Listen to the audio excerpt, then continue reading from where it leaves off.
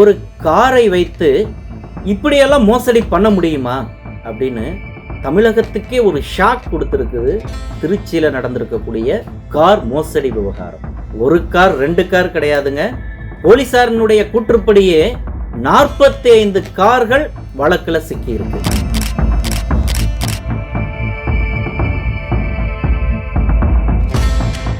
எப்படி பார்த்தாலும் 100 கார்களுக்கு குறையாது. இன்னும் பல பேருக்கு இந்த விஷயமே போய் சேரலை. இந்த விஷயம் போய் சேர்ந்துச்சுன்னா புகார்களின் எண்ணிக்கை அதிகரிக்கக்கூடும் அப்படின்னு சொல்கிறாங்க. சரி, காரை வச்சு எப்படிங்க மோசடி பண்ண முடியும்? திருச்சி உறையூரை சேர்ந்த வசந்த் அப்படிங்கிற ஒரு நபருக்கு எதிராகத்தான் இந்த புகார்கள் வரப்பெற்றிருக்கு. அந்த வசந்த் அப்படிங்கிற நபர் தன்னுடைய நண்பர்கள்ட்ட, குறிப்பா கார் வைத்திருக்கக்கூடிய நண்பர்கள்ட்ட, அவங்களுக்கு அந்த காரை வச்சு அடமானம் வைத்து பணம் தேவை என்றால் அதற்கு உதவி செஞ்சிருக்காரு. அதுபோல சிலர் அவர்கிட்ட காரை கொடுத்துருக்காங்க.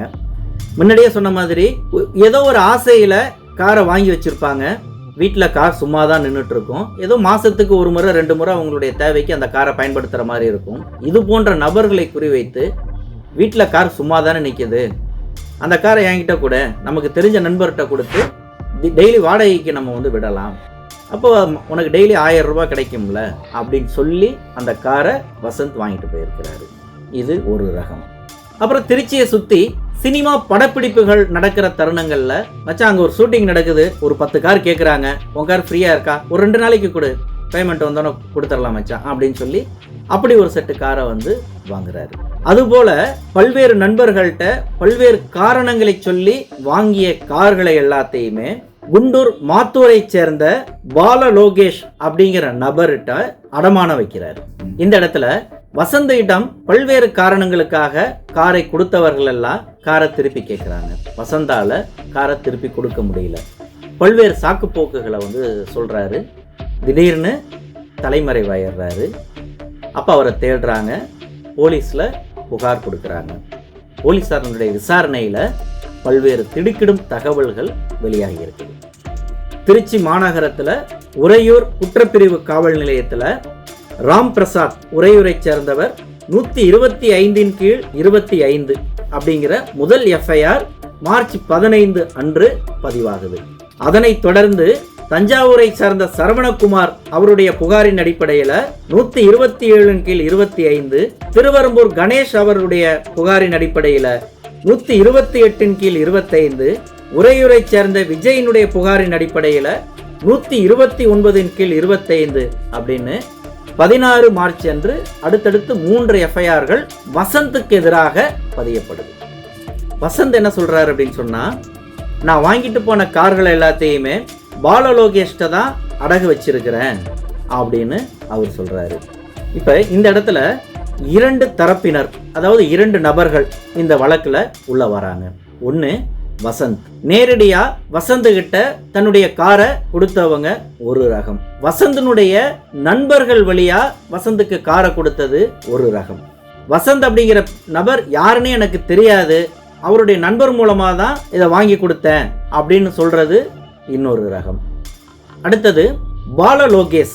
அவர் தான் வசந்த் கிட்ட இருந்து அந்த கார்களை அடமானம் பெற்றவர். பால லோகேஷும் என்ன வசந்த் ஏமாத்திட்டாருன்னு சொல்லி கடந்த 11ஆம் தேதி திருச்சி எஸ்பி ஆபீஸ்ல புகார் கொடுத்திருக்கிறாரு. பால லோகேஷுக்கு எதிராக தஞ்சாவூரை சேர்ந்த சரவணகுமார் மற்றும் மாத்தூரை சேர்ந்த விஜயஸ்ரீ இவங்க புகார் கொடுத்திருக்காங்க. எப்ப இதுல என்னையா நடக்குது? வசந்தும் பால லோகேஷும் சேர்ந்து தான் இந்த தொழிலில் ஈடுபட்டதா சொல்றாங்க. வசந்த கேட்டா பாலலோகேஷ்ங்கிறாரு, பாலலோகேஷ கேட்டா வசந்தன்னு கையை காட்டுறாரு. என்னதான் நடக்குது? இவர்கள் இருவர்களுக்கு இடையிலே என்ன தொழில் நடத்தினாங்க? இந்த கேள்விதான் இந்த வழக்குல ஒரு புதிராகவே இன்ன வரைக்கும் நீடிக்குது. 2வது புகார் பெரிய மிளகுப்பாறையைச் சேர்ந்த ஜான் பிரதாப். அவரும் வசந்துக்கு எதிராக ஒரு புகாரை கொடுக்கிறாரு. குறிப்பா அவரு தன்னிடமிருந்து 25 கார்களை வாங்கிட்டு திருப்பி தராம ஏமாத்திட்டாருன்னு சொல்லி வசந்துக்கு எதிராகத்தான் அந்த புகாரை கொடுக்கிறாரு. இதுல அவர் எந்த போலீஸ் ஸ்டேஷன்லையும் புகாரை பதிவு செய்யல. மாறா முதல்வரனுடைய தனிப்பிரிவில் இருந்து எஸ்பி, கமிஷனரு, மாவட்ட ஆட்சியர் உள்ளிட்டு ஒரு 7 அதிகாரிகளுக்கு அவருடைய புகாரை அனுப்பிட்டு ஆள் இப்போ அவரு தலைமறைவாயிட்டார். புகார் கொடுத்தவரே இன்னைக்கு வந்து தொடர்பு கொள்ள முடியல. இது இந்த வழக்குல ஒரு முக்கியமான திருப்பமா பார்க்கப்படுது. இன்னொரு தரப்பினர் இதே பால லோகேஷுக்கு எதிராகவும் புகார் கொடுத்திருக்கிறார்கள். எப்படி வசந்த் காரை வாங்கிட்டு திருப்பி தராம ஏமாத்திட்டாரு அப்படின்னு ஒரு புகாரை சொல்றாங்களோ, அது போல பால லோகேஷுக்கு எதிராகவும் ஒரு தரப்பினர் ஒரு புகாரை முன்வைக்கிறாங்க. அது என்ன புகார் அப்படின்னு சொன்னா, பால லோகேஷ் இது போன்று வரக்கூடிய கார்களை அடகு பிடிச்சிட்டு இருந்தாரு. ஒரு கட்டத்துல நானே 40-50க்கு மேற்பட்ட கார்களை அடகு பிடிச்சிட்டேன், என்கிட்ட பணம் இல்ல, நீ வேணா அந்த காரை வந்து அடகு வச்சுக்கோ அப்படின்னு சொல்லிட்டு புதிய ரக கார்கள், ரெஜிஸ்ட்ரேஷன் புதுசா ஆனது, இன்னும் சொல்ல போனா நம்பரே பதிவு செய்யாத புத்தம் புதிய வாகனங்களை கூட அடகுக்கு வந்து கொண்டு வந்தாங்க. அந்த கார் மேலான மோகத்திலிருந்து குறிப்பா திருமணமாகாத இளைஞர்கள் பலர் இதுல ஈடுபட்டிருக்கிறாங்க. அப்ப அவர்களுக்கு வந்து புதுசா 14 லட்சம் 15 லட்சம் போட்டு புது கார் வாங்க முடியாது. வெறுமனே 2 லட்சம் ரூபாய் கொடுத்தா பால லோகேஷ் அடமானத்துக்கு அந்த காரை நம்ம கிட்ட கொடுப்பார் அப்படின்னு சொல்லி பால லோகேஷ் வழியாக பலர் இது போன்று அடமானத்துக்கு காரை வந்து வாங்கி இருக்கிறாங்க. இப்ப வசந்த் தலைமறைவானதுக்கு அப்புறம் இந்த வழக்குல சிக்கின 45 கார்களையும் அந்த GPS கருவியினுடைய உதவியோட அதனுடைய உண்மையான உரிமையாளர்கள் எந்தெந்த இடத்துல இருந்ததோ பலர் எடுத்துட்டு போயிட்டாங்க. சிலது போலீஸ் ஸ்டேஷன்ல வந்து கைப்பற்றப்பட்டு நீதிமன்ற அனுமதியோட வாங்கிக்கோன்னு சொல்லிட்டு பறிமுதல் செய்து வைத்திருக்கிறாங்க. இப்ப பால லோகேஷ் வழியாக அந்த கார்களை அடமானம் பெற்றவர்கள் அந்த காரை வாங்கிட்டு பால லோகேஷ்ட 2 லட்சமோ 3 லட்சமோ பணம் கொடுத்திருக்கிறாங்க. அப்ப அந்த பணத்தை திருப்பி தர வரைக்கும் அந்த காரை அவர்கள் பயன்படுத்திக்கலாம் அப்படிங்கிறது தான் ஒப்பந்தம். ஆனா இன்னைக்கு அந்த கார் இந்த வழக்குல சிக்கினதுனால ஒண்ணு போலீசார் பறிமுதல் செய்து விட்டார்கள், அல்லது அதனுடைய உண்மையான உரிமையாளர்கள் எடுத்து சென்று விட்டார்கள். அப்ப நாங்க பாதிக்கப்பட்டுட்டோம், அப்ப என்னுடைய பணத்தை திருப்பி கொடு அப்படின்னு பால லோகேஷ் கேட்டா, பால லோகேஷ் நானே வசந்த் கிட்ட ஏமாந்துட்டேன், வசந்த் எப்ப எனக்கு பணம் கொடுப்பாரோ அப்ப நான் கொடுக்குறேன் அப்படின்னு சொல்லிட்டு சொல்றாங்க அப்படின்னு ஒரு தரப்பு. இன்னும் சொல்ல போனா இதுல பால லோகேஷ் பேர் மட்டும்தான் வருது. ஆனா அந்த டீலிங் பேசும்போது பால லோகேஷ் இருப்பாரு, பணம் வாங்கும் போது கமலேஷ் கூட வந்துருவாரு. இவர் வாங்கினாருன்னா கமலேஷ் தான் அந்த பணத்தை எண்ணுவாரு. அப்ப இது ஏதோ கமலேஷ் இதுல சம்பந்தம் இல்லைங்கிற மாதிரி இப்ப ஒதுங்குறாரு. அடுத்து வசந்த் தான் காரணம்னு கை காட்டி இவங்க தப்பிக்க பாக்குறாங்க. அப்ப வசந்த் மேல என்ன குற்றச்சாட்டுகளை சொன்னாங்களோ, வசந்த் என்ன வகையான மோசடியில் ஈடுபட்டதா இவர்கள் சொன்னார்களோ அது எல்லாத்தையுமே பால லோகேஷும் கமலேஷும் செய்திருக்கிறாங்க. தனிப்பட்ட முறையில் நான் தான் பொறுப்புன்னு சொல்லி தான் வாங்கிட்டு போயிருக்காங்க. அப்ப அவங்க தான் இதுக்கு பொறுப்பாகணும் அப்படிங்கிற ஒரு வாதத்தை வைக்கிறாங்க. வசந்த் எனக்கு இதுல சம்பந்தம் கிடையாது, நான் பாலகணேஷ்ட தான் நான் அடமானம் வச்சேன், நான் எல்லாத்துக்கும் வந்து அந்த வாங்கின பணத்தை எல்லாத்தையும் வந்து நான் வாடகைக்கே கொடுத்துட்டேன் அப்படின்னு அவரு ஒரு புதிர் போடுறாரு. அப்ப வசந்த் வழியா வாகனத்தை கொடுத்தவங்க ஒரு தரப்பினர் புகாருக்கு போயிருக்கிறாங்க. பாலகணேஷ் வழியா வாகனத்தை பெற்றவர்களும் பாலகணேஷுக்கு எதிராக புகாருக்கு போயிருக்கிறாங்க. போலீசாரனுடைய கூற்றுப்படி இந்த வழக்குல இதுவரைக்கும் 45 கார்கள் இன்வால்வ் ஆயிருக்கு. அதுல 21 கார்களை ஜான் தனிப்பட்ட முறையில அவர் ஆட்களை வைத்து சம்பந்தப்பட்ட இடத்திலிருந்து போலீசினுடைய அனுமதி பெறாமலேயே காரை எடுத்து சென்று விட்டார். இது ஒண்ணு. அப்புறம் பால லோகேஷ் தரப்புல இருந்து 13 கார்களை உறையூர் போலீஸ்ல ஒப்படைச்சிருக்கிறாங்க. அப்படி ஒப்படைக்கப்பட்ட கார்களில் இருந்து 4 கார்களை மட்டும் எஃப்ஐஆர் போட்டுட்டு மீதி கார்களை அந்த புகார்தாரனுடைய சம்பந்தப்பட்ட முகவரி எங்க இருக்குதோ அந்தந்த ஸ்டேஷனுக்கு ரெஃபர் பண்ணி காரை திருப்பி அனுப்பிட்டாங்க. அடுத்து நவல்பட்டு போலீஸ் ஸ்டேஷன்ல ஒரு கார், திருவரம்பூர் போலீஸ் ஸ்டேஷன்ல 2, திருச்சி செஷன்ஸ் கோர்ட் போலீஸ் ஸ்டேஷன்ல ஒரு 8 கார், ஆக மொத்தம் 45 கார்கள் இதுவரைக்கும் கைப்பற்றப்பட்டிருக்கு. போலீசாரனுடைய விசாரணை ஒரு பக்கம், நாம நம்மளுடைய அங்குசம் புலனாய்வு குழுவும் விசாரணையில் இறங்கியது. அதன் அடிப்படையில் இந்த வழக்குல இன்வால்வ் ஆன வசந்த், பால லோகேஷ், கமலேஷ், உறையூர் அன்பு, அடுத்து புகார்தாரர்களான ராம் பிரசாத், சரவணகுமார், கணேஷ், விஜய், பால லோகேஷ், கமலேஷ், விஜயஸ்ரீ, ஜான் பிரதாப், இவர்களை நாம் தொடர்பு கொள்ள தீர்மானித்து அவர்களிடம் நம்ம பேசியிருக்கிறோம். அதுல கணேஷ், பால லோகேஷ், ஜான் பிரதாப் இந்த 3 நபர்கள்ட்ட நம்ம பேச முடியல. ஜான் பிரதாப் போனை சுவிட்ச் ஆஃப் பண்ணிட்டாரு, கணேஷ் நம்ம அழைப்பை ஏற்கல, பால லோகேஷ் அவரும் நம்ம அழைப்பை ஏற்கல. பால லோகேஷ்க்கு பதிலாக அவருடைய தம்பி கமலேஷ் நமக்கு விளக்கம் கொடுத்திருக்கிறார். அடுத்தது இந்த வழக்குல தொடர்புடைய குறிப்பா அந்த வழக்குகளை பதிவு செய்த எஸ்ஐ சோனியா காந்தி, அடுத்து இந்த வழக்குகளை வழிநடத்திட்டு இருக்கக்கூடிய ஏசி தங்கப்பாண்டியன் சார், அப்புறம் கமிஷனர் ஆபீஸ், எஸ்பி ஆபீஸ், அப்புறம் இதுல சில கேரக்டர்லாம் உள்ள வராங்க. கராத்தே முத்துக்குமார், ஆக்சினா கர்ணா, திருவரம்பூர் இன்ஸ்பெக்டர் கருணாகரன் சார், இவர்கள் எல்லாரிடமும் நாம் பேசியிருக்கிறோம். வசந்த் எந்த அளவுக்கு இதுல உள்ள வராரு, வசந்தனுடைய பங்கு என்ன, பாலலோகேஷ் மற்றும் கமலேஷ் அவர்களுடைய பங்கு என்ன அப்படிங்கிறதெல்லாம் போலீசாரனுடைய ஒரு இறுதியான விசாரணையில தான் அது நமக்கு தெரிய வரும். இரண்டு தரப்புமே ஒருத்தவங்களை மாற்றி ஒருத்தவங்க குற்றம் சுமத்துறாங்க அப்படிங்கிற அளவுல தான் இப்ப இருக்கு. ஆனா பொதுவுல இவர்கள் இருவரும் இணைந்து இந்த காரை வைத்து என்ன தொழில் செய்தார்கள், என்ன மோசடி நடந்திருக்கு அப்படிங்கிற பின்னணியை நம்ம பார்த்தோம் அப்படின்னு சொன்னா, கரெக்டா ஆளை டார்கெட் பண்ணியிருக்கிறாங்க. பிரச்சனையே பண்ணாதவன், ஒரு கௌரவத்துக்காக காரை வாங்கி வீட்டு முன்னாடி நிப்பாட்டி வச்சிருக்கிறவன், 2 மாசத்துக்கு இஎம்ஐ கட்டிட்டு 3வது மாசம் இஎம்ஐக்கு வழி தெரியாம விழிப்புதுங்கி இருக்கிறவன், இது போன்ற நபர்களை குறிவைத்து தான் இந்த மோசடி நடந்திருக்கு. வசந்த் என்ன பண்றாரு, கார் வச்சிருக்கிறவங்க, மச்சான் அந்த காரை வச்சு எனக்கு எங்கேயாவது லோன் வாங்கி தர முடியுமா அப்படின்னு அப்ரோச் பண்றவங்கள்ட்ட, வாமாப்ல பாலலோகேஷ் நமக்கு மாத்தூர் குண்டூர்ல இருக்கிறாப்ல, அவர்கிட்ட வாங்கி தரேன்னு சொல்லிட்டு பாலகணேஷ்ட கூட்டிட்டு போய் அந்த காரை வச்சு 2 லட்சமோ 3 லட்சமோ அந்த காரினுடைய மதிப்புக்கேற்ப கடன் வாங்கி கொடுக்குறாரு. அப்ப வாங்குற கடனுக்கு வட்டி கிடையாது. கார் அதுக்கு பதிலாக காரை அவங்கள்ட்ட ஒரிஜினல் டாக்குமெண்ட்டோட ஒப்படைச்சிடணும். ஒரிஜினல் டாக்குமெண்ட்டு யார் வட்டிக்கு அந்த அடகுக்கு பணம் கொடுக்குறாங்களோ அவங்கள்ட்ட தான் இருக்கும். ஒரிஜினல் காரும் அவங்கள்ட்ட தான் இருக்கும். இதுதான் பொதுவான இது. அப்ப வசந்த் இதை தொடக்கத்துல அப்படி செய்யறாரு. அது போல நண்பர்களுக்கு ஒரு 4-5 பேருக்கு வாங்கி கொடுக்குறாரு. அப்ப ஒரு 3 லட்சம் ரூபாய் வாங்கி கொடுக்குறாருன்னா அதுல இருந்து அவர் 10,000மோ 20,000மோ கமிஷன் வாங்கிக்கிறாரு. அந்த கமிஷன் அடிப்படையில அந்த வேலையை செய்யறாரு. தொடக்கத்துல நல்லா தான் போயிட்டு இருக்கு. இதுல அவர் ருசி கண்டுறாரு. அடுத்தது இது போன்ற ஏற்கனவே இஎம்ஐ கட்ட முடியாத வீட்டில் நிறுத்தி வைக்க இருக்கக்கூடிய அந்த கார்களை எடுத்துட்டு போய் கமலேஷ்கிட்ட அடமானம் வைக்கிறாரு. எப்படி, இவங்கள்ட்ட வாங்கும் பொழுது டெய்லி உனக்கு வாடகை வாங்கி தந்துடுறேன், காரை நம்ம வீட்டிலேயே வச்சிருந்தேன்னா உனக்கு ஒன்றும் பலன் கிடையாது, நான் வாடகைக்கு விட்டு தரேன்னு சொல்லிட்டு வாடகைக்கு காரை எடுத்துட்டு போறதா சொல்லி எடுத்துட்டு போய் அந்த காரை லோகேஷ்ட அடமானம் வைக்கிறாரு. அப்ப லோகேஷ் கேட்கிறாரு, ஒரிஜினல் டாக்குமெண்ட் எங்கப்பா, ஒரிஜினல் ஓனர் எங்கப்பா அப்படின்னு சொல்லி. அப்ப இல்லை மச்சான், அவங்களுக்கு ஏதோ எமர்ஜென்சி, மருத்துவ தேவை, ரொம்ப நெருக்கடி அப்படின்னு ஏதோ ஒரு காரணங்களை சொல்லி அந்த ஒரிஜினல் டாக்குமெண்ட் இல்லாமல் ஒரிஜினல் ஓனர் நேரில் வராமல் அவங்க கிட்ட அந்த காரை அடமானம் வைக்கிற வேலையை வசந்த் தொடங்குறாரு. இந்த இடத்துல பாலலோகேஷ் என்ன விளக்கம் கொடுக்குறாங்க அப்படின்னு சொன்னா, வசந்த் எங்கள்கிட்ட இதுவரைக்கும் ஒரு 1.25 வருஷம் எனக்கும் வசந்துக்கும் தொழில் உறவுங்கிறது இருந்துட்டு இருக்குது. அந்த அடிப்படையில அவர் எங்களுக்கு ஏற்கனவே தொடக்கத்தில் ஒரு நல்ல நம்பிக்கையை ஏற்படுத்திட்டாரு. அவர் மீதான அந்த தனிப்பட்ட மதிப்பு மற்றும் நம்பிக்கையின் அடிப்படையில தான் அடுத்தது ஒரு எமர்ஜென்சி மருத்துவ தேவைன்னு கேட்கிறாரு. அப்படிங்கிறதுனால தான் நாங்க அவருக்கு ஒரிஜினல் ஆவணம் இல்லாமலும் ஒரிஜினல் ஓனர் வராமலும் சில நேரங்கள்ல அந்த ஓனர்கிட்ட போன்ல பேசிட்டு கூட நான் காசு கொடுத்துருக்கிறேன், இதை வசந்த் தவறா பயன்படுத்திக்கிட்டாரு அப்படின்னு கமலேஷ் விளக்கம் கொடுக்கிறாரு.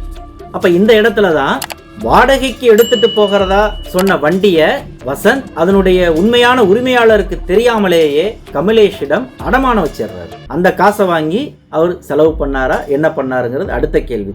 ஆனா அடமானம் வச்சிடுறாரு. அப்ப அவங்க திரும்ப 1 மாசத்துல அந்த காரை திருப்பி கொடுன்னு கேட்கும் பொழுது வசந்த் நெருக்கடிக்குள்ளாகி என்ன பண்றாரு, அடுத்த காரை தேட ஆரம்பிக்கிறாரு. அடுத்து அவர் எதிர்பார்க்கிற மாதிரி ஒரு ஏமாளி சிக்காத நேரத்துல வேற வழியே இல்லாம நண்பர்களை பலிகடாக்குறாரு. மச்சான் ஒரு கல்யாணத்துக்கு போன கார் கொடு, மச்சான் அங்க ஷூட்டிங் நடக்குது உன் காரை கொடு அப்படின்னு எடுத்துட்டு போய் இந்த காரை எடுத்து பாலலோகேஷ்ட கொடுத்துட்டு அவர்கிட்ட வேற ஏதோ ஒரு காரணத்தை சொல்லி சமாளிச்சு இந்த காரை வச்சுக்கிட்டு அந்த காரை எனக்கு திருப்பி கொடுன்னு சொல்லி நெருக்கடி கொடுக்கக்கூடிய நபருக்கு அந்த காரை திருப்பி கொடுத்திருக்காரு. இது ஒரு வகையா நடக்குது. இன்னொரு வகையா எடுத்துக்கிட்டேன்னு சொன்னா, உதாரணத்துக்கு ஒருத்தர்கிட்ட டெய்லி வாடகைக்கு ஒரு 2 லட்சம் ரூபாய் மதிப்புள்ள காரை எடுத்துட்டு போய் அடமானம் வச்சிருக்காருன்னு வச்சுப்போம். அப்ப அந்த 2 லட்சம் ரூபாய்க்கு அடமானம் வச்ச காரினுடைய உரிமையாளர் காரை திருப்பி கேட்கிறார் அப்படின்னு சொன்னா காரை கொடுத்தாகணும். அப்ப வசந்த் என்ன பண்றாரு, இன்னொரு வண்டியை எடுத்துட்டு போய் ஏதோ காரணங்களை சொல்லி எடுத்துட்டு போய் அதை 3 லட்சம் ரூபாய்க்கு அதே பாலலோகேஷ் அடமானம் வச்சுட்டு 1 லட்சம் ரூபாயை கையில் எடுத்துக்கிட்டு மீதி அந்த 2 லட்சம் ரூபாய்க்கு அந்த திருப்பி கொடுக்க வேண்டிய வண்டியை மீட்டுட்டு வர்றாரு. இது போல அவரு இதை ஒரு ரொட்டேஷன் வந்து நிறையா பண்ணிட்டார். அந்த நெருக்கடிகளுக்கு ஆளாகும் போது தான் நண்பர்கள்ட்ட பல்வேறு பொய்யான காரணங்களை சொல்லி 1 நாள் 2 நாள் தேவைக்குன்னு சொல்லி எல்லாம் அந்த வண்டியை வந்து வாங்குறதுங்கிற ஒரு கட்டத்துக்கு வசந்த் வந்திருக்கிறாரு. இது ஒரு கட்டத்துக்கு மேலே இதை வந்து சமாளிக்க முடியாம தான் இப்போ வழக்கில் சிக்கி சிறையில் அடைக்கப்பட்டு இருக்கிறார். சரி, இந்த வசந்த் யாரு? வசந்த் ஒரு 15 வருஷமா கராத்தே முத்துக்குமார்கிட்ட உதவியாளராக வேலை செஞ்சுட்டு வந்தவர். கிங் மேக்கர் குரூப் அப்படிங்கிற பெயரில் இயங்கிட்டு வந்தவர். அந்த கிங் மேக்கர் குரூப்பில் வசந்தும் இருக்கிறாரு, பாலலோகேஷும் இருக்கிறாரு, கமலேஷும் இருக்கிறாங்க. அப்பா நாகராஜ் அவர் அலுமினிய பொருள் விற்கிற ஒரு கடை வச்சு நடத்திட்டு இருக்கிறாரு. காதல் மனைவி, 2 குழந்தைங்க இருக்கிறாங்க. இன்ன வரைக்கும் வாடகை வீட்டில் தான் இருக்கிறாரு. இத்தனை கோடி ரூபாய் மோசடியில் ஈடுபட்டதா சொல்லக்கூடிய அந்த வசந்த் 3 மாசமா தான் வசிக்கக்கூடிய வீட்டுக்கு வாடகை பாக்கி வச்சிருக்கிறாரு. வாடகையை கட்டலன்னு சொல்லி அவங்க குடும்பத்தார் கதறி இருக்கிறாங்க. குறிப்பா அவங்களுடைய காதல் மனைவி அவர் கைது செய்யப்பட்ட சமயத்துல போலீஸ் நிலையத்துல கண்ணீர் விட்டு கதறி இருக்கிறாங்க. அப்போ வசந்த் மட்டுமே இந்த வேலையில ஈடுபட்டிருக்க முடியுமா? அந்த பின்னணியில் வேற யார் இருந்திருக்க கூடும்? இது போலீஸார் தான் விடை காணணும். அடுத்து பாலலோகேஷ் ஒரு சட்டக்கல்லூரி மாணவர். இப்ப சமீபத்தில் முடித்து அலுவலகம் வைத்து வழக்கறிஞராக பணிபுரிந்துட்டு இருக்காரு. யாரு? முத்துக்குமார்கிட்ட ஜூனியரா இருக்கிறாரு. கமலேஷ் அவருடைய தம்பி. அவர் அனைத்திந்திய பசும்பொன் முன்னேற்ற கழகத்தினுடைய மாவட்ட செயலாளராக இருக்கிறாரு. இவருடைய அப்பா பேர் கணேசன், அதிமுக கட்சியை சார்ந்தவர். அம்மா செந்தாமரை பால்வாடி டீச்சராக இருக்கிறாங்க. இது குடும்பமே அதிமுக குடும்பம். திருச்சியினுடைய முன்னாள் எம்பி பா குமார் அவர்களிடமும் இந்த கமலேஷும் அவங்க அப்பா கணேசனும் சிறிது காலம் வேலை செய்தார்கள் அப்படிங்கிற ஒரு விஷயத்தையும் சொல்றாங்க.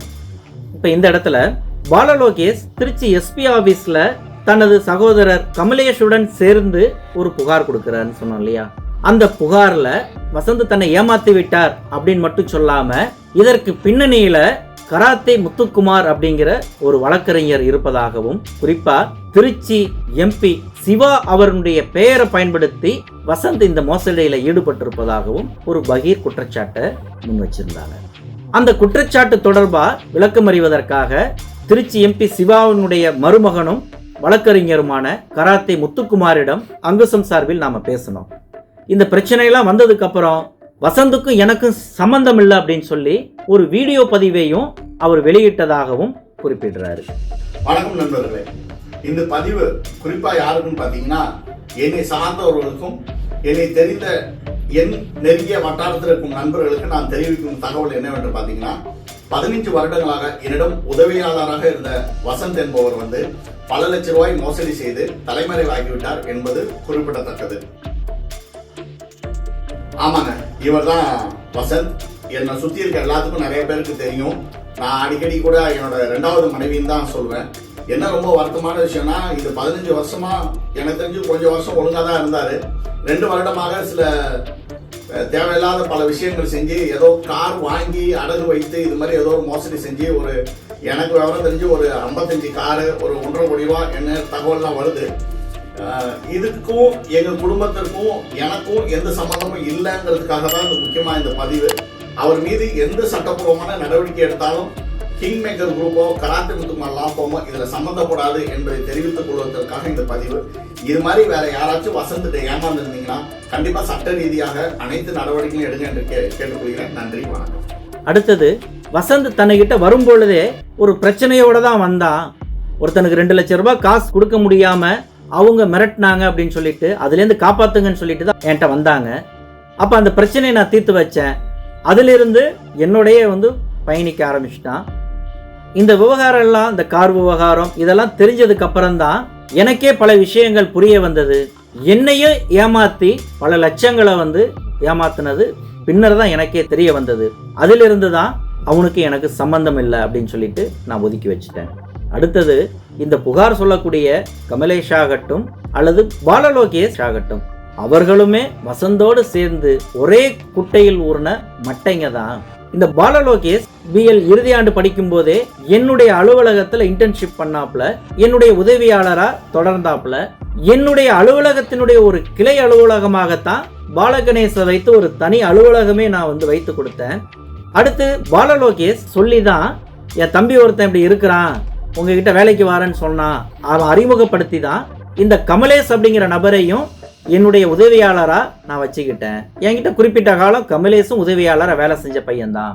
இந்த வழக்கில் இப்ப சிக்கி இருக்கக்கூடிய வசந்தாகட்டும், இந்த விவகாரத்துல சம்பந்தப்படுத்தப்படுதா சொல்ற கமலேஷ் ஆகட்டும், பாலகணேஷ் ஆகட்டும், 3 பேருமே என்னோட பயணித்தவங்க தான். ஆனா இப்ப என்னையையும் MP சிவாவையும் எதற்கு இவங்க குறிவைத்து இப்படி ஒரு புகாரை சொல்றாங்கன்னு தான் என்னால புரிஞ்சிக்க முடியல அப்படிங்கிற ஒரு விஷயத்த சொல்றாரு. அடுத்தது, என்னுடைய அலுவலகத்துல வேலை செய்யக்கூடிய என்னுடைய ஜூனியர்கள் உள்பட எல்லாருக்குமே நான் ஒரு விஷயத்த கராரா சொல்லிடுவேன். பழக்க வழக்கம் வேறு, பண விவகாரம் வேறு. என் ஆபீஸ்ல வேலை செய்யறவங்க யாரும் அவங்களுக்குள்ளார எந்த ஒரு பண பரிமாற்றமும் வச்சுக்க கூடாது.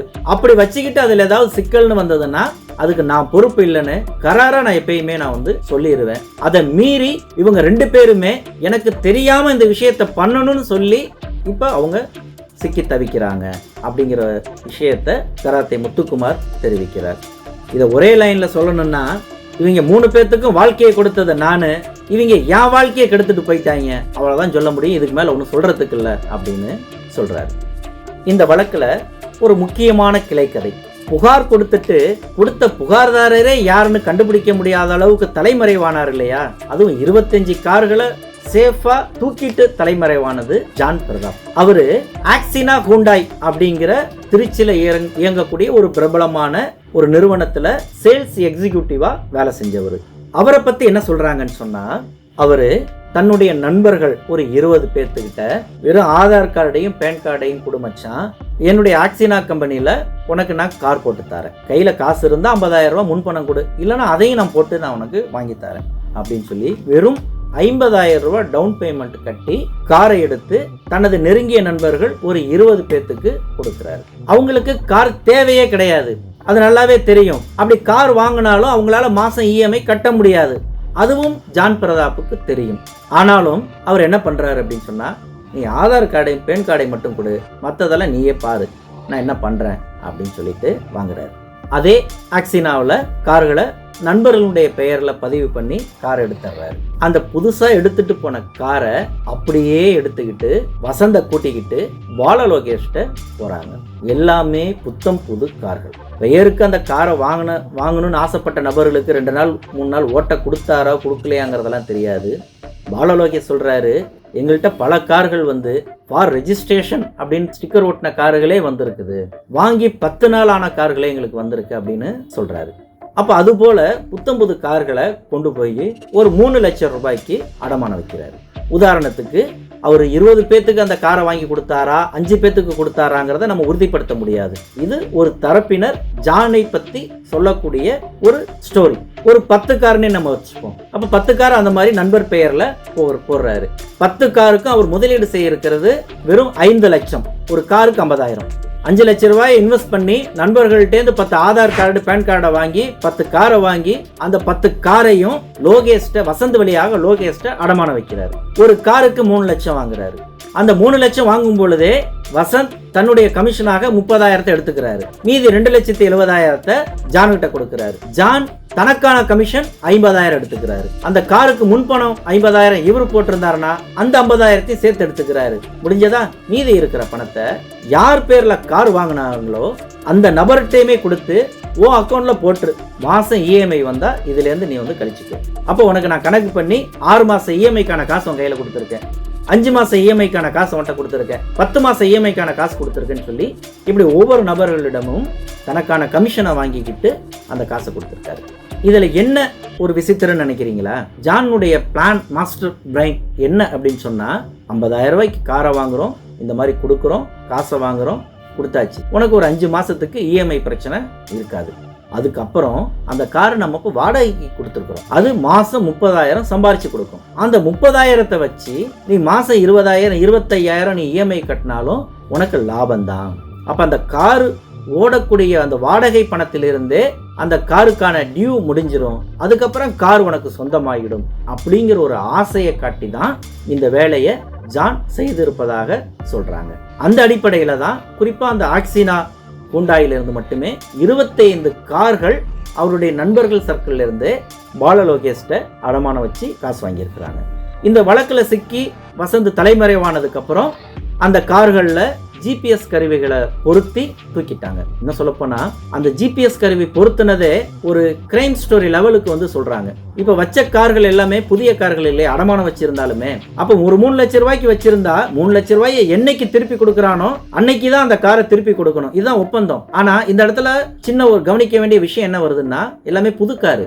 அப்போ அதுக்கான சர்வீஸ்க்கான காலம் வரும்போது ஒரு 3 சர்வீஸ் 5 சர்வீஸ்ன்னு சொல்லிட்டு அது இலவச சர்வீஸ் எங்க எடுத்தாங்களோ அங்கதான் கொண்டு போகணும். அப்ப அதனுடைய உரிமையாளர் தான் கொண்டு போகணும். அப்ப இதை காரணமா வச்சு அந்த கார்களை வசந்தும் ஜானும் லோகேஷ்டேந்து வாங்கிட்டு வராங்க. வாங்கிட்டு வரும்போது சர்வீஸ் பண்ணும் பொழுதே அதுல 3 விதமான ஜிபிஎஸ் கருவிகளை பொருத்தினதாக ஒரு தரப்பு சொல்றாங்க. அதாவது அந்த வண்டியினுடைய உண்மையான உரிமையாளர் கண்காணிக்கிற மாதிரி ஒரு ஜிபிஎஸ் கருவி, ஜான் மட்டுமே கண்காணிக்கிற மாதிரி ஒரு ஜிபிஎஸ் கருவி, வசந்த் கண்காணிக்கிற மாதிரி ஒரு ஜிபிஎஸ் கருவி. இந்த மாதிரி கருவியை பொருத்திட்டாங்க. அப்போ வசந்த் தலைமறைவாக போறாருங்கிறத முன்கூட்டியே தெரிஞ்சுக்கிட்டு தான் இது போல ஜிபிஎஸ் கருவியில சர்வீஸ்க்கு எடுத்துட்டு போறேன்னு சொல்லிட்டு கார்ல எல்லாத்துலயும் ஜிபிஎஸ் கருவியை வச்சுட்டு ஒரே நாள்ல எல்லா காரையும் தூக்கிட்டாங்கன்னு பால லோகேஷ் இந்த இடத்துல குற்றம் சுமத்துறாரு. இந்த வழக்குல சிக்கி இருக்கக்கூடிய இந்த ஜான் பிரதாப் குறித்து அவர் பணியாற்றின அந்த ஆக்சினா ஹூண்டாயினுடைய உரிமையாளர் கருணா கிட்ட நம்ம பேசணும். அவர்கிட்ட விளக்கம் கேட்டதுக்கு, ஜான் பிரதாப்ப வேலையை விட்டு நீக்கி 3 மாசம் ஆகுது. இது போல அவர் தனியா பிசினஸ் பண்ணணும்னு ஆசைப்பட்டாரு. சரி நீ பிசினஸை பார்த்துக்கப்பான்னு சொல்லி அனுப்பிச்சு விட்டுட்டேன். இவர் மட்டும் இல்ல, இவர் கூட ஆனந்த், ரவி அப்படின்னு 3 பேரு வேலையை விட்டு போயிட்டாங்க. ஏன் நிறுவனத்துக்கும் இதுக்கும் எந்த சம்பந்தமும் இல்லை அப்படின்னு முற்றாக மறுக்கிறார் கருணா. ஆனால் இந்த இடத்துல கமலேஷ் மற்றொரு வாதத்தை வைக்கிறாரு. என்னன்னு சொன்னா, ஜான் பிரதாப் போன வாரம் வந்தப்ப கூட ஆக்சினாவுடைய யூனிஃபார்ம்ல தான் வந்தாப்புல, சர்வீஸ்க்கு வண்டி எடுத்துட்டு போகும்போதும் அப்படிதான் வந்தாப்புல. ஆனா 3 மாசத்துக்கு முன்னாடியே வந்து வேலையை விட்டு நீக்கிட்டேன்னு சொல்றதெல்லாம் ஏத்துக்கிற மாதிரி இல்ல. அடுத்தது அந்த 25 வண்டிகளை அவங்க எடுத்ததும் ஜிபிஎஸ் கருவியை மட்டும் பொருத்தி எடுத்துறல, எந்தெந்த ஸ்டேஷன்ல இருந்தோ சம்பந்தம் இல்லாம ஒரு போலீஸ்காரரோட வந்துதான் அந்த வண்டிகளை எடுத்துட்டு போயிருக்காங்க எல்லா இடங்கள்லயும். அந்த போலீஸ்காரங்க உண்மையான போலீஸா அப்படிங்கிறதே சந்தேகமா இருக்கு. அப்போ ஒரு டீமா வந்துதான் அந்த 25 வண்டியையும், குறிப்பா ஆக்சினா ஹூண்டாயோட சம்பந்தப்பட்ட, குறிப்பா ஜான் பிரதாப் சம்பந்தப்பட்ட வண்டிகள் எல்லாத்தையும் இந்த விதத்துல தான் தூக்கி இருக்கிறாங்க அப்படிங்கிற ஒரு குற்றச்சாட்டை கமலேஷ் முன்வைக்கிறாரு. இந்த வழக்குல நாம் குறிப்பிட்டு சொல்ல வேண்டிய விஷயம் அல்லது புதிர் விளக்கப்பட வேண்டிய சில விஷயங்களை நம்ம இப்ப பட்டியலிட்டலாம். 1, பால லோகேஷ் மற்றும் கமலேஷ் தரப்புல என்ன வாதம் வைக்கிறாங்க அப்படின்னு சொன்னா, வசந்த் தான் இதுக்கு எல்லாத்துக்கும் காரணம், வசந்த் தான் எங்களை ஏமாத்திட்டான், வசந்த் வந்து தொடக்கத்துல வந்து ஒரு நம்பிக்கையை ஏற்படுத்தி அதன் பிறகு எங்களுக்கு ஒரு நம்பிக்கை துரோகத்தை கொடுத்துட்டாப்ல. அடுத்து வசந்தே போலீஸ் ஸ்டேஷன்ல இதை எல்லாத்தையுமே வாக்குமூலம் கொடுத்துட்டான். இந்த பாதிக்கப்பட்ட வண்டிகள் எல்லாத்துக்குமே நான் தான் பொறுப்பு, 6 மாசத்துல இந்த பணத்தை எல்லாத்தையும் நான் செட்டில்மெண்ட் பண்றேன் அப்படின்னு சொல்லி போலீஸ்ல வாக்குமூலம் கொடுத்து எழுதியும் கொடுத்திருக்கிறான் அப்படின்னு சொல்றாங்க. அடுத்தது, இந்த வழக்கை உறையூர் குற்றப்பிரிவு போலீசார், குறிப்பாக ஏசி தங்கபாண்டியன் அவர்களது வழிகாட்டுதலில் உறையூர் குற்றப்பிரிவு ஆய்வாளர் மற்றும் உதவி ஆய்வாளர் அவர்கள் சிறப்பா இந்த வழக்கை கையாண்டுட்டு வராங்க, அவங்க தான் சட்டப்படி இந்த விஷயத்தை அணுகுறாங்க அப்படிங்கிற ஒரு வாதத்தை அவர் முன்வைக்கிறாரு. அதே நேரத்தில் இந்த உறையூர் போலீஸை தவிர்த்து சம்பந்தப்பட்ட மற்ற போலீஸ் நிலையங்கள்ல எங்களுடைய வழக்கை அவர்கள் சரியா கையாளல. குறிப்பா திருவரம்பூர் போலீசார் எங்களை கேட்காமலேயே ஒரு வண்டியை சம்பந்தப்பட்ட நபர்கிட்ட ஒப்படைச்சிட்டாரு. செஷன்ஸ் கோர்ட்ல 8 வண்டிகளை எங்களை கேட்காம கொடுத்துட்டாங்க. இப்ப அந்த வண்டியை வச்சு நாங்க வந்து காசு கொடுத்துருக்கிறோம், அந்த காசு எங்களுக்கு இப்ப யார் தருவா அப்படின்னு ஒரு கேள்வியை அவங்க வைக்கிறாங்க. அப்ப இந்த இடத்துல உறையூர் போலீசார் சரியா அணுகுறாங்க, திருவரம்பூர் போலீசார், செஷன்ஸ் கோர்ட் போலீசார் போன்ற மற்ற போலீஸ் நிலையங்கள்ல எங்களை சரியா கையாளல. குறிப்பா திருச்சி எஸ்பி கிட்ட கொடுத்த புகாருக்கு இதுவரைக்கும் எங்களை கூப்பிட்டு விசாரிக்க கூட இல்லை, எந்த நடவடிக்கையும் எடுக்கல அப்படிங்கிற ஒரு குற்றச்சாட்டை பால லோகேஷ் மற்றும் கமலேஷ் தரப்புல முன்வைக்கிறாங்க. இதற்கு எதிர் தரப்புல என்ன சொல்றாங்கன்னா, வசந்த் மட்டும்தான் இதுக்கு காரணமா, வசந்த் தனியாளா இதை செஞ்சிட முடியுமா, வசந்த் தெரிஞ்சு ஒரு அப்பாவி, அவனை பலிகடா ஆக்கிட்டாங்க, ஒண்ணு அவனை பலிகடா ஆக்கி இருக்கணும் அல்லது இவர்களே சேர்ந்து நடத்துற ஒரு நாடகமா கூட ஏன் இருக்கக்கூடாது அப்படிங்கிற ஒரு கேள்வியை முன்வைக்கிறாங்க. அடுத்தது, ஏசி தங்கபாண்டியன் அவர்களுடைய வழிகாட்டுதல்ல உறையூர் குற்றப்பிரிவு போலீசார் நடந்துக்கிற விதம் சரியில்லை. அவர்கள் முழுக்க முழுக்க பாலலோகேஷை காப்பாற்ற வேண்டும் என்ற ஒரு நோக்கத்துல தான் நடந்துக்கிறாங்க. எங்களுடைய புகார்ல பாலலோகேஷனுடைய பெயரை குறிப்பிட்டும் எஃப்ஐஆர்ல அதுல சேர்க்கல, வசந்த மட்டும்தான் எஃப்ஐஆர்ல கொண்டு வந்திருக்கிறாங்க. ஒரு காரை எடுத்துட்டு போய் அடமானம் வைக்கும் பொழுது அதனுடைய ஒரிஜினல் டாக்குமெண்ட் இல்லாம, அதனுடைய உண்மையான உரிமையாளர் இல்லாம ஒரு வாகனத்தை அவங்க அடகு பிடிச்சிருக்கிறாங்க. இந்த விஷயத்தை உறையூர் போலீசார் ஒரு சீரியஸான விஷயமாகவே பார்க்கல. அப்ப அது ஏன் ஒரு திருட்டு வண்டியா இருக்கக்கூடாது? இது ஏன் ஒரு பல்வேறு கிரிமினல் குற்றங்களுக்கு இந்த வாகனம் பயன்படுத்தப்பட்டிருக்க கூடாது? அந்த சீரியஸ்னஸ் புரியாம வசந்த மட்டுமே அவங்க குற்றவாளி ஆக்கிட்டாங்க, பாலலோகேஷ இதுல இருந்து விடுவிச்சுட்டாங்க அப்படிங்கிற ஒரு குற்றச்சாட்டை அவங்க தரப்புல முன்வைக்கிறாங்க. அடுத்தது, இந்த விவகாரம் தொடர்பா திருவெறும்பூர் இன்ஸ்பெக்டர் கருணாகரன் சார்ட்ட பேசும்பொழுது, சார் அந்த வண்டியினுடைய உண்மையான உரிமையாளர்கிட்ட அதனுடைய உண்மையான ஆர்சி புத்தகம் இருந்தவங்கள்ட்ட வண்டியை நாங்க ஒப்படைச்சிருக்கிறோம், சம்பந்தம் இல்லாத நபர் யார்கிட்டையுமே நாங்க ஒப்படைக்கல. இன்னும் சொல்ல போனா பாலலோகேஷ் அப்படிங்கிற நபர் தான் இதுல சம்பந்தம் இல்லாத நபர். ஒரிஜினல் டாக்குமெண்ட் இல்லாம, உண்மையான உரிமையாளருடைய ஒப்புதல் இல்லாம அவங்க எப்படி அந்த வண்டியை அடமானம் வச்சிருந்திருக்கலாம்? அதனால நாங்க சரியான நபர்கிட்ட தான் கொடுத்திருக்கிறோம், சட்டப்படி தான் அதை செஞ்சிருக்கிறோம் அப்படிங்கிற ஒரு விளக்கத்தை அவர் தரப்புல கொடுத்திருக்கிறாரு. இந்த இடத்துல உறையூர் போலீசார் பாலலோகேஷுக்கு ஆதரவாக செயல்படுகிறார்கள் அப்படின்னு ஒரு குற்றச்சாட்டு. அடுத்தது, உறையூர் போலீஸை தவிர மற்ற போலீஸ் நிலையங்கள்ல காசை வாங்கிக்கிட்டு வண்டியை விட்டுட்டாங்க அப்படின்னு கமலேஷ் சொல்லக்கூடிய குற்றச்சாட்டு. இது ரெண்டுமே எதிர் குற்றச்சாட்டுகளா இருக்கு. கமலேஷ் தரப்புல இன்னொரு குற்றச்சாட்டு என்ன சொல்றாங்கன்னா, வசந்த் கிட்ட சொத்து எதுவுமே கிடையாது, நாங்க கொஞ்சம் வசதியா இருக்கிறோம், எங்களுடைய வசதியை பார்த்து இப்ப நம்ம வசந்த டார்கெட் பண்ணோம்னா ஒன்னும் தேராது, ஆனா நம்ம கமலேஷையும் பாலலோகேஷையும் டார்கெட் பண்ணோம் அப்படின்னு சொன்னா அவங்கள்ட்ட சொந்த வீடு இருக்குது, சொத்து புலன்கள் இருக்கு, அப்ப எப்படியாவது நம்ம பணத்தை ரெக்கவர் பண்ணிக்கலாம்னு நினைச்சுதான், ஒரு தவறான எண்ணத்தில் இருந்துதான் இந்த வழக்குல எங்களையும் தேவையில்லாம உள்ள இழுத்து விடுறாங்க, எங்க பேரையும் சேர்க்கிறாங்க. உண்மையிலே நாங்க வசந்த் கிட்ட ஏமாந்துதான் நிக்கிறோம், வசந்த நம்பிதான் இவங்கள்ட்ட இருந்து நாங்க பணத்தை வாங்கி கொடுத்தோம், வசந்த் கொடுத்தானா நாங்க திருப்பி கொடுத்துட போறோம், வசந்தே இதை ஒத்துக்கிட்டான், வசந்தே இதை ஒத்துக்கிட்டு வாக்குமூலம் கொடுத்திருக்கிறான், கையெழுத்து போட்டு கொடுத்திருக்கிறான், இதுக்கு மேல நாங்க என்ன பண்ண முடியும் அப்படின்னு பாலலோகேஷ் மற்றும் கமலேஷ் தரப்புல ஒரு வாதத்தை முன்வைக்கிறாங்க. இதற்கு எதிர்த்தரப்புல என்ன வாதம் முன்வைக்கிறாங்க அப்படின்னு சொன்னா, சரி அம்மா பால்வாடி டீச்சரு, அப்பா சொல்லிக்கிற மாதிரி எந்த ஒரு தொழிலும் இல்லை, கட்சிக்காரரு, அந்த நிலம் வாங்கி கொடுக்குற ரியல் எஸ்டேட் அந்த மாதிரி பண்ணுவாரு, ரியல் எஸ்டேட் பிசினஸ்ங்கிறது மாசம் மாசம் உனக்கு காசு வந்துருமா? இந்த குறுகிய காலத்துல அவர்கள் நகையை பெருமளவு சேர்த்திருக்கிறாங்க. அயன்புத்தூர் பக்கத்துல இப்ப புதுசா மாளிகை மாதிரி வீடு கட்டிட்டு இருக்கிறாங்க.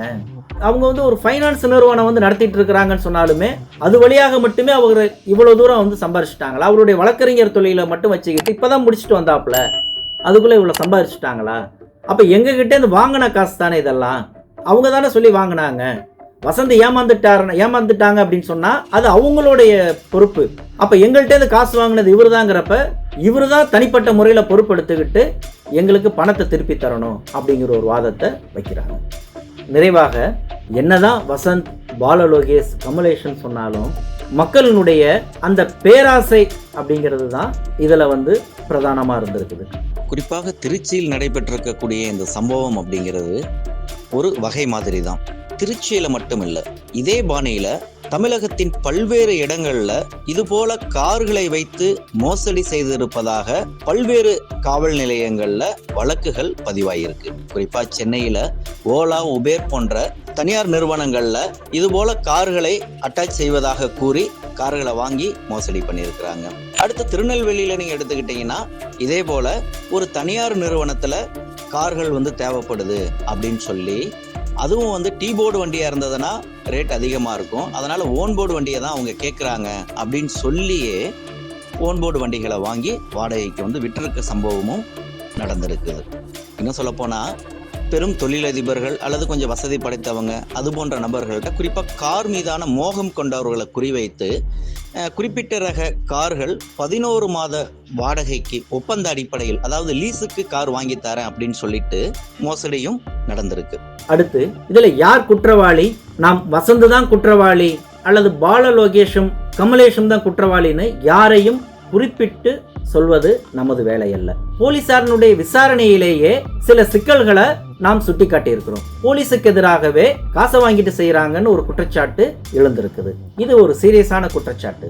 மிக முக்கியமா இந்த கைப்பற்றப்பட்ட கார்கள் எல்லாத்திலேயுமே பெரும்பாலான கார்கள்ல போலீஸ், பிரஸ், அந்த மாதிரி நீதிபதி, அந்த மாதிரி ஒரு உயர் அதிகாரியினுடைய அரசு வாகனம் போல ஸ்டிக்கர்கள் ஒட்டப்பட்டிருக்கு. இரண்டாவது ரகம் நம்ம திருச்சி விவகாரத்திலே நம்ம எடுத்துக்கிட்டோம்னா KN ராமஜெயம் கொலை வழக்குல அந்த வழக்கின் அவிழ்க்கக்கூடிய முடிச்சுகளில் ஒன்றா அவர் கொலைக்கு பயன்படுத்தின அந்த கார் எப்படி வந்தது, எங்கிருந்து வந்ததுங்கிறது இன்ன வரைக்கும் விடை காண முடியாத கேள்வியாக இருக்கு.